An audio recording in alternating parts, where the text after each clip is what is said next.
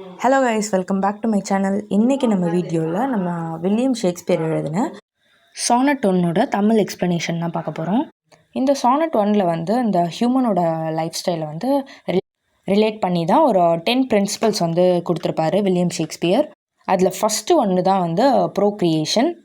Procreation means இனப்பெருக்கம். அது இல்லைன்னா ஒரு மனித இனமே இருக்காது அப்படின்ற மாதிரி எக்ஸ்பிளைன் பண்ணியிருப்பார். இது வந்து நம்ம மனித வாழ்க்கையில் ஒரு பிக் ரோலை வந்து ப்ளே பண்ணுது அப்படின்னு எழுதியிருப்பார். செகண்ட் ஒன் வந்து transient and continuity of human life. இதில் வந்து என்ன சொல்லியிருக்காருன்னா, ஹியூமனோட லைஃப் வந்து ரொம்ப வந்து ஒரு ஷார்ட் ஸ்பேன் ஆஃப் டைம் தான். இதில் வந்து மனிதர்கள் இறந்துட்டாலுமே ஜீன் மூலயமா திரும்ப திரும்ப வந்து வாழ முடியும் அப்படின்ற மாதிரி எழுதியிருப்பார். தேர்ட் ஒன் வந்து பெர்மனன்சி ஆஃப் லீனேஜ் லிவ் அப்படின்னு ஒரு பிரின்சிபல் கொடுத்துருப்பாரு. அதுதான் சொல்லியிருப்பார், ஹியூமன் லைஃப் வந்து ரொம்ப ஷார்ட் ஸ்பேன் ஆஃப் டைம் தான். இதில் வந்து மேரேஜ் பண்ணிவிட்டு அழகாக குழந்தைங்களோட வாழணும் அப்படின்ற மாதிரி சொல்லியிருப்பாங்க. தேர்ட் பாயிண்டில் வந்து ஹியூமன் ரேஸ் அண்ட் என்டியர்ஸ் அப்படின்னு சொல்லியிருப்பாங்க. மனிதர்கள் வந்து இறந்து போகலாம், ஆனால் மனிதர்களோட இனம் வந்து போகாது அப்படின்னு சொல்லியிருப்பாங்க. அண்ட் தென் ஃபிஃப்த் பாயிண்டில் வந்து persons quality continued through his successor அப்படின்னு சொல்லியிருப்பாங்க.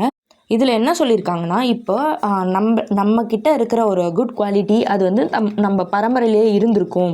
ஒரு திறமையாகட்டும் எதாக இருந்தாலும் நம்ம பரம்பரையிலே இருந்திருக்கும். அது வந்து நம்ம ஜீன் மூலயமா வந்துகிட்டே இருக்கும், அது வந்து போகாது அப்படின்ற மாதிரி சொல்லியிருப்பாங்க. ஆறாவது பிரின்சிபலில் வந்து does not have children is selfish அப்படின்னு சொல்லியிருப்பாங்க. குழந்தையே வேணாம் அப்படின்னு குழந்தை பெற்றுக்காமல் இருக்கிறவங்களாம் வந்து செல்ஃபிஷ் தான் அப்படின்ட்டு மென்ஷன் பண்ணியிருக்காங்க. நெக்ஸ்ட் பாயிண்ட் வந்து share loveliness with future generation அப்படின்னு சொல்லியிருப்பாங்க.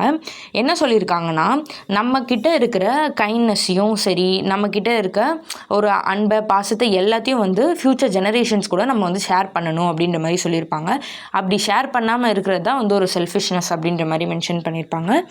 நெக்ஸ்ட் பாயிண்டில் வந்து if he don't share his narcissist, அவன் வந்து அவனோட நார்சிஸ்ட் இந்த மாதிரி கேரக்டர்லாம் வந்து ஷேர் பண்ணலைன்னா அந்த ஒரு பர்சன் வந்து எப்படி இருப்பாருன்னா, அவர் வந்து மற்றவங்களை லவ் பண்ணாமல் தன்னைத்தானே வந்து அதிகமாக லவ் பண்ணிட்டு வாழ்வார் அப்படின்ற மாதிரி சொல்லுவாங்க. நெக்ஸ்ட் பாயிண்டில் youth should not be assistant in making love அப்படின்னு சொல்லியிருப்பாங்க. இது என்ன சொல்கிறாங்கன்னா, நம்மளுக்கு ஒரு பர்சன் மேலே லவ் இருக்குன்னா அதை வந்து ஒரு தன்னம்பிக்கையோடு சொல்லணும் தைரியமாக அப்படின்ற மாதிரி சொல்லியிருக்காங்க. அண்ட் தென் இது வந்து ஒரு last point, You should speculate poets attempt to deny his own romantic feelings with a young man அப்படின்னு சொல்லியிருக்காங்க. ஒரு யங் மேன் வந்து இன்னொரு யங் மேன் மேலே வச்சுருக்க அன்பை வந்து தப்பாக புரிஞ்சுட்டு இல்லாமல் அதை வந்து தப்பாக எடுத்துக்காமல் இன்னொரு விமனை லவ் பண்ண சொல்லி கன்வின்ஸ் பண்ணுறாங்க. இதை தான் வந்து இந்த 10th பாயிண்டில் வந்து கொடுத்துருக்காங்க. அவ்வளோதான் இந்த சானட்.